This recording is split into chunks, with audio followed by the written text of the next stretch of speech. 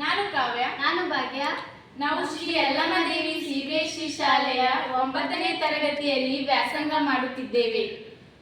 Okay, ನಿಮಗೆ ಕನಕದಾಸರ ಕೀರ್ತನೆಗಳು ಗೊತ್ತಾ? ಗೊತ್ತು ಸರ್. ಹಾಗಾದರೆ ಪ್ರಸ್ತುತಪಡಿಸ್ತೀರಾ? ಹಾ ಸರ್. ಓಕೆ. ಪ್ರಾಣವನ್ನು ಪರರು ಬೇಡಿದರೆ ತೀ ಕೊಡಬಹುದು, ಮಾನಾಭಿಮಾನವ ತೆಗ್ಗಿಸಲೂಬಹುದು. ಪ್ರಾಣದಾಯಕ ಆನಂದ ಆದಿಕೇಶವರಾಯ, ಜಾಣ ಶ್ರೀಕೃಷ್ಣನಿನ್ನಡಿಯ ಬಿಡಲಾಗದು. ತಾಯಿ ತಂದೆಯ ಬಿಟ್ಟು ತಪಲು ಮಾಡಲೂಬಹುದು, ದಾಯಾದಿ ಬಂಧುಗಳ ಬಿಡಲೂಬಹುದು. ರಾಯತ ಮುನಿದರೆ ರಾಜ್ಯವನ್ನೇ ಬಿಡಬಹುದು, ಕಾಯಜ ಪೀತ ನಿನ್ನ ಅಡಿಯ ಬಿಡಲಾಗದು.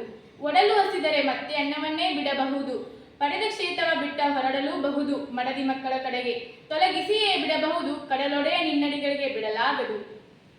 ಹುಟ್ಟುತ್ತೇನು ತರಲಿಲ್ಲ, ಸಾಯುತ್ತೇನು ಒಯ್ಯಲಿಲ್ಲ, ಸುಟ್ಟು ಸುಟ್ಟು ಸುಣ್ಣಾದರಳು ಆಯ್ತೆ ದೇಹ. ಹೊಟ್ಟೆ ಬಲು ಕೆಟ್ಟಾದೆಂದು ಎಷ್ಟು ಕಷ್ಟ ಮಾಡಿದರೂ ಬಿಟ್ಟು ಹೋಗುವಾಗ ಗೇನು ಬಟ್ಟೆ ಕಾಣದು.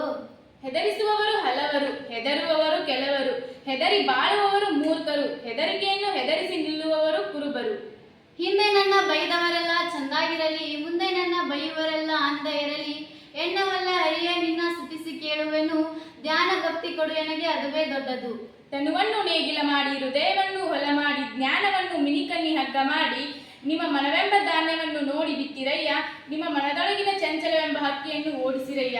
ಯಾವಾಗ ನಿಮ್ಮಲ್ಲಿರುವ ನಾ ಎಂಬ ಅಹಂಕಾರ ನಿಮ್ಮನ್ನು ಬಿಟ್ಟು ಹೋಗುತ್ತೋ ಆವತ್ತು ನೀವು ಮೋಕ್ಷಕ್ಕೆ ಅರ್ಹರಾಗುತ್ತೀರಿ.